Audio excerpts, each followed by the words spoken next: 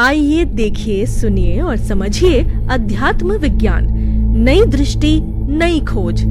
आध्यात्म विज्ञानी अहमदाबाद के स्वामी श्री कमलेशानंद जी के साथ। इस कार्यक्रम के प्रायोजक हैं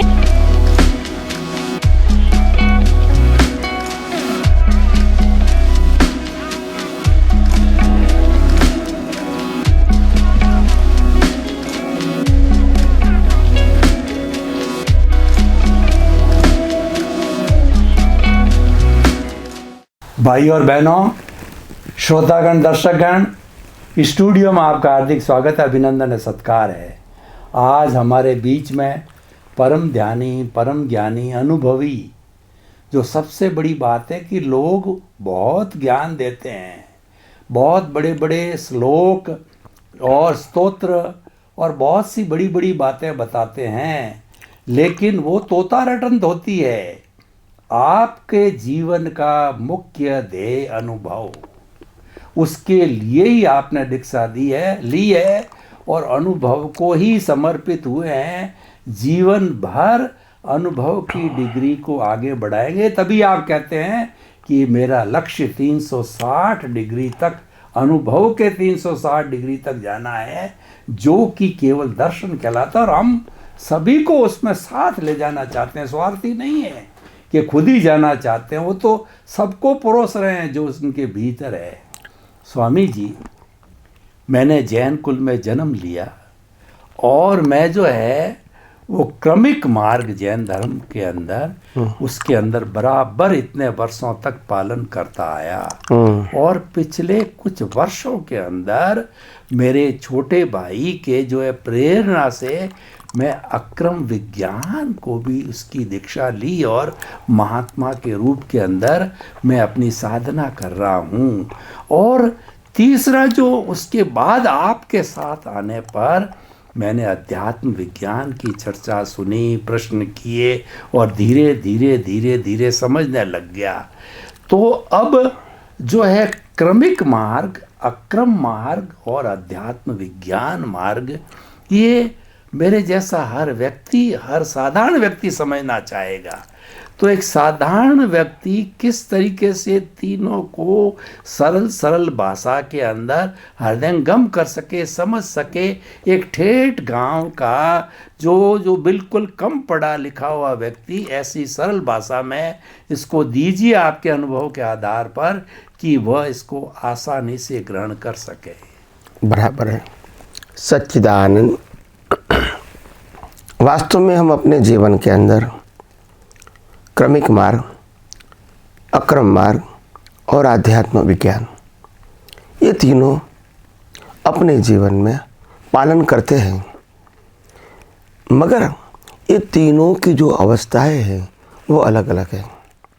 तीनों का जो फल है वो भी अलग अलग है और तीनों से जो प्राप्ति होती है वो भी अलग अलग है। और तीनों को जब आप जोड़ना चाहते हैं तो आध्यात्म विज्ञान में तीनों आ भी जाते हैं। कैसे? मैं आपको पहले इसका सिद्धांत के रूप में सरल भाषा में शॉर्ट एंड स्वीट डेफिनेशन दे दूँ। सबसे पहला, हमने जन्मजात जो प्राप्त किया है वो हमारा कुल धर्म है और कुल धर्म का नाम है क्रमिक मार्ग। क्रमिक मार्ग का मतलब होता है अच्छे विचार करो, अच्छी वाणी बोलो, अच्छा वर्तन करो और भगवान के प्रति रुचि रख के जो भी धार्मिक व्यवहार करना चाहिए, जो हमारे धर्मगुरु बताते हैं और शास्त्रों में लिखा है, इनका पालन करो। माला गिनना, पूजा पाठ करना, तप जप करना, आरती करना, शुभ कार्य करना, दान पुण्य करना, ये सब करते रहो। तो इसको हम कहेंगे क्रमिक मार्ग का धर्म। तो क्रमिक मार्ग को एक समय बताऊंगा, इसको कहेंगे फॉलो द फॉर्मेट। केवल फॉर्मेट को फॉलो करना, इसका नाम है क्रमिक मार्ग। इससे पाप पुण्य भी बनते हैं, मगर हम इससे आगे जाएंगे तो अक्रम मार्ग, अक्रम विज्ञान दादा भगवान ने बताया। तो वास्तव में अक्रम विज्ञान वो अक्रम मार्ग हो गया। कैसे? मैं आपको बताता हूं। अक्रम विज्ञान शब्द था, वो अक्रम मार्ग क्यों बन गया? मार्ग का मतलब होता है चलने का रास्ता। ये क्रमिक मार्ग, ये अक्रम मार्ग। तो दोनों मार्ग बन गए। क्यों मार्ग बन गए? क्योंकि अक्रम विज्ञान के अंदर ज्ञानी पुरुष ने अनुभव के साथ विज्ञान तो पेश किया, मगर लोग ये विज्ञान को न स्वीकार कर सके, न समझ सके, और इसीलिए लोगों का इंटरेस्ट विज्ञान समझने के बाद, सुनने के बाद, प्राप्त करने के बाद कम हो गया। तो धीरे धीरे ज्ञानी पुरुष को समझ में आ गया कि भाई हम ये विज्ञान से मार्ग नहीं चला सकते हैं। तो धीरे धीरे उनको स्टेप बाय स्टेप क्रमिक मार्ग की तरफ पुरुषार्थ की क्रिया बतानी पड़ी, जिसका नाम दिया गया सत साधन। क्रमिक मार्ग में शुभ साधन होते हैं, अक्रम में उसको सत साधन बताया। शुभ साधन और सत साधन में अंतर कितना है? दोनों में क्रिया रहेगी। शुभ साधन का मतलब होता है केवल पुण्य उपार्जन करना।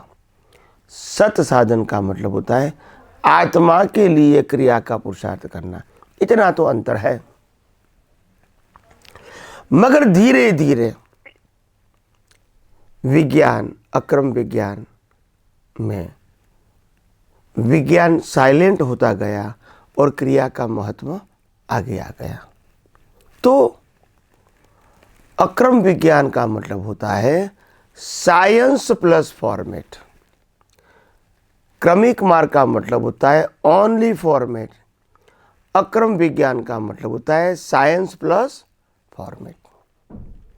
और जब दोनों साथ में आए तो आम जनता विज्ञान क्या है वो समझने में रुचि कम हो गई, और विज्ञान के अलावा जो रिचुअल से सत्साधन, वो कैसे हम रेगुलर करते रहे और इसका आनंद लें और इसका संतोष भी लें, ये क्रिया हमारे जीवन में चलती रही।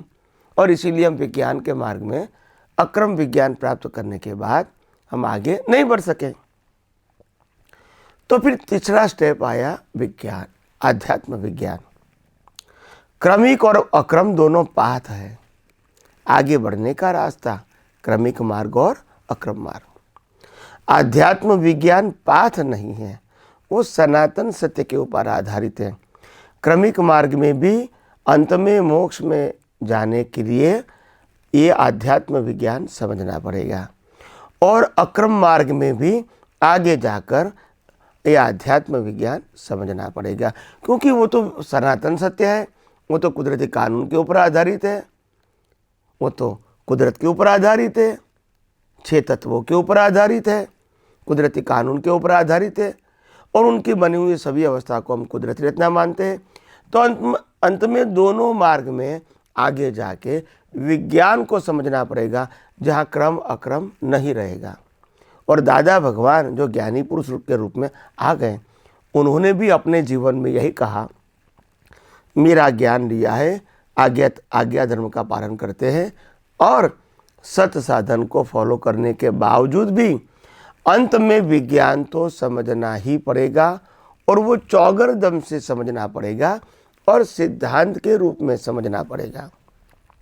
और उसी बात को पंक्ति के रूप में, पद के रूप में कविराज श्री ने भी यही बताया, कुदरती रचना पूर्ण व्यवस्थित, समझे वो भगवान है। कुदरती रचना ही पूर्ण व्यवस्थित है, वो समझे वो क्या है, भगवान है। यानी जिसको कुदरती रचना समझ में आ गया वही तो व्यवस्थित है, और वो समझ में आ गया, अनुभव में आ गया, वही तो आत्मा है। आत्मा के बाद जो भी है वो कुदरती रचना है। तो एनीवे, तो आध्यात्म विज्ञान का मतलब होता है ओनली साइंस, अक्रम विज्ञान का मतलब होता है साइंस प्लस फॉर्मेट, और क्रमिक मार्ग का मतलब होता है ओनली फॉर्मेट। ये तीनों बातों को जब समझोगे तो मालूम होगा क्रम अक्रम दोनों पाथ है, विज्ञान दोनों में सामान्य है। दोनों रास्ते पर आगे जाने के लिए ये सनातन सत्य का, कुदरती कानून का विज्ञान अंत में समझना पड़ेगा। इससे पहले मुक्ति संभव नहीं है, क्योंकि इससे पहले अज्ञान को निकालना, अज्ञान को मिटाना हमारे लिए संभव नहीं है। तो आइए हम सब ये विज्ञान को और गहराई से समझने की कोशिश करें। स्वामी जी बहुत बहुत धन्यवाद।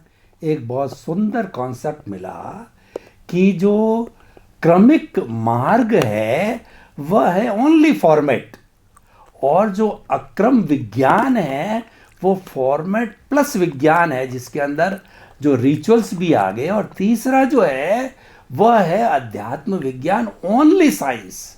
और अक्रम विज्ञान में भी यही बताया गया है कि आप सत्य क्रिया करते करते भी केवल विज्ञान को समझना पड़ेगा, और क्रमिक में ही बताया गया कि विज्ञान तक तो पहुंचना ही पड़ेगा। और अल्टीमेटली विज्ञान क्या है कि जो ये कुदरती रचना और कुदरत का कानून है, इसको जब आप समझ जाएंगे, इसको व्यवस्थित समझने लग जाएंगे, तब स्वयं भगवान बन जाओगे। भगवान तो आप हो ही, ये जब अनुभव में आ जाएगा 100% 360 डिग्री का कि ये कुदरती रचना व्यवस्थित है, तो आप भगवान बन जाओगे, मुक्त हो जाओगे।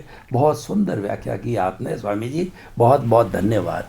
स्वामी जी अब जो है हम इसी से ही क्रम और अक्रम से जुड़ी हुई बात करते हैं कि क्रमिक मार्ग के अंदर ये बताया जाता है कि 2 तरह के जीवन होते हैं, एक तो अणुव्रती और एक महाव्रती।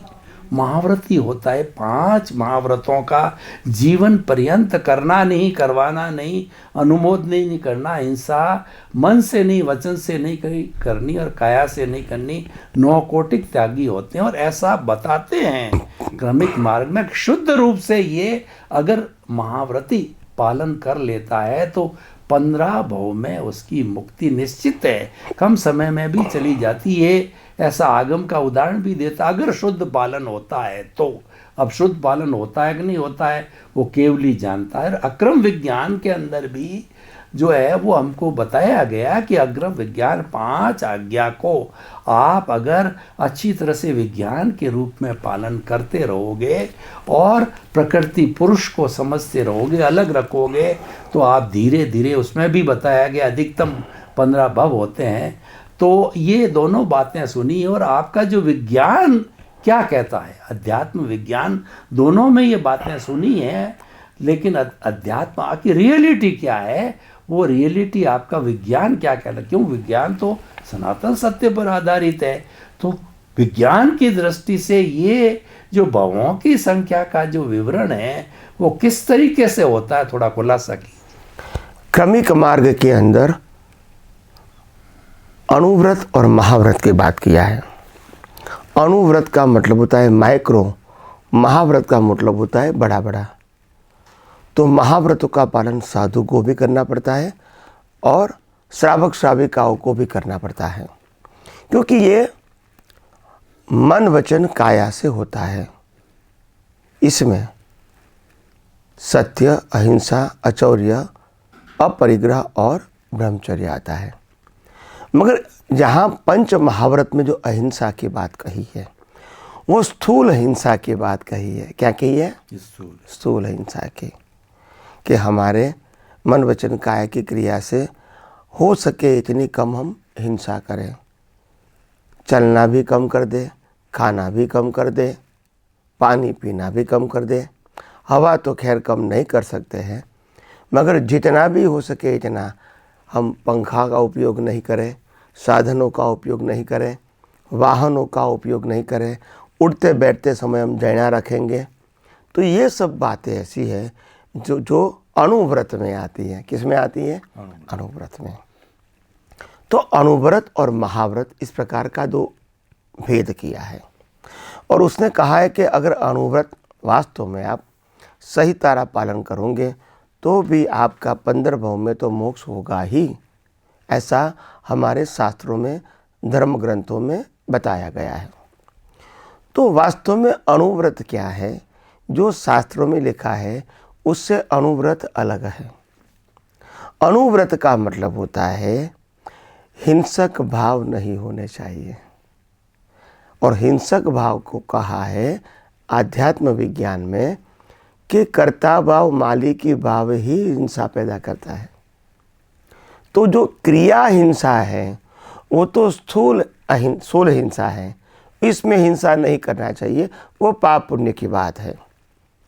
फिर हिंसा में जब जैना आती है तो और चारित्र आपका परिपक्व होता है, मगर कर्ता भाव मालिकी भाव तो रहता ही है। तो उस प्रकार की भाव हिंसा तो होती रहेगी। यहाँ स्थूल और सूक्ष्म हिंसा की बात है, मगर भाव हिंसा की बात नहीं कही है। तो वास्तव में अगर अणुव्रत को अगर भाव हिंसा के साथ जोड़ दिया जाएगा तो हो सकता है कि पंच महाव्रत बाहर रहेगा, अंदर भाव हिंसा नहीं रहेगी, क्योंकि कर्ता भाव मालिकी भाव नहीं रहेगा, क्योंकि आप कुदरती रचना को ही कुदरती रचना के रूप में देखते हैं और शुद्धात्मा पद में स्थिर रहते हैं। तो हो सकता है कि मैक्सिमम 1, 2, 3, 4, 5 या मैक्सिमम 15 भाव में भी मुक्ति पा सकते हैं, उसमें कोई क्वेश्चन नहीं है, मगर समझ, दृष्टि, सोच सही होनी चाहिए। और अक्रम मार्ग में भी ये बताया गया है कि हमारी 5 आज्ञा का पालन करेंगे, वो भी ज़्यादा से ज़्यादा 15 भाव में मोक्ष में जा सकेगा। कम या ज़्यादा पालन करते करते एक दिन 15 भाव में कंप्लीट विज्ञान को समझ जाएगा, अज्ञान को नाश कर देगा, केवल दर्शन होगा और केवल ज्ञान का बीज लगेगा और मुक्ति के मार्ग में नेक्स्ट बर्थ में जा सकता है, मैक्सिमम 15 भाव में। मगर अक्रम विज्ञान में भी जब आप क्रिया को पुरुषार्थ मानते मानते, भाव को पुरुषार्थ मानते मानते, क्रिया और भाव को दोनों को छोड़ के जब आप कुदरती रचना और कुदरती कानून और कुदरत को समझेंगे और अपने आप को जब शुद्धात्मा पद में ढालोगे, तभी आपको मालूम हो जाएगा कि ये जो कुदरत, कुदरती कानून और कुदरती जो रचना है वो तो अपने आप स्वयंभू चलती है। इसमें हमको सुधारने की, बदलने की, कर्ता भाव रखने की कि मैंने हिंसा किया, मैंने चोरी किया, मैंने परिग्रह रखा है, मैंने अब्रह्मचर्य का पालन किया, आप समझे ना, मैंने झूठ बोला, ये समझने की जरूरत नहीं होती है। तो यानी अगर अक्रम मार्ग में भी अगर सही तरह विज्ञान समझते हैं तो मुक्ति के मार्ग में आगे बढ़ सकते हैं, उसमें कोई क्वेश्चन नहीं है। पर आध्यात्म मार्ग ये कहना चाहता है, आध्यात्म विज्ञान ये कहना चाहता है, जहां तक आप आपके जीवन में ये सनातन सत्य नहीं समझोगे कुदरती कानून के रूप में, वहां तक आप आगे बढ़ना संभव ही नहीं है। और जब विज्ञान की बात ही अकेले पुरुषार्थ की बात करेंगे, अंतिम पुरुषार्थ की, तभी आपको ये विज्ञान समझ में आएगी और तभी विज्ञान की वैल्यू आपकी दृष्टि में रहेगी।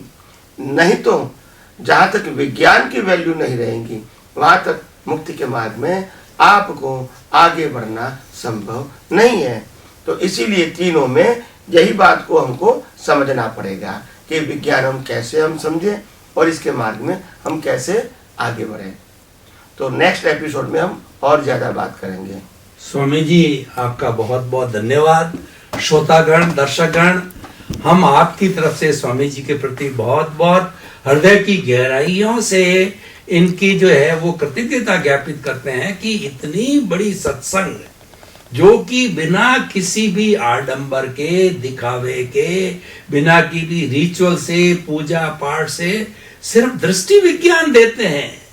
आप जो अपनी दृष्टि को बदल दीजिए, सृष्टि बदल जाएगी, दिशा बदल दीजिए और आपके दशा बदल दीजिए, दिशा बदल जाएगी, नजर बदल दीजिए, नजरिया बदल जाएगा। आपके रॉन्ग बिलीफ को राइट बिलीफ करके आपको मुक्ति तक ले जाते हैं। कितना बड़ा परम सिद्धांत है। सिर्फ भीतरी परिवर्तन करना है, बाहर कुछ नहीं करना है। आप कर रहे हो, वो करते रहिए। तो बहुत बहुत आपके प्रति कृतज्ञ स्वामी जी, सभी श्रोताओं गण से। जय सच्चिदानंद। आइए देखिए, सुनिए और समझिए अध्यात्म विज्ञान, नई दृष्टि, नई खोज। आध्यात्म विज्ञानी अहमदाबाद के स्वामी श्री कमलेशानंद जी के साथ। इस कार्यक्रम के प्रायोजक हैं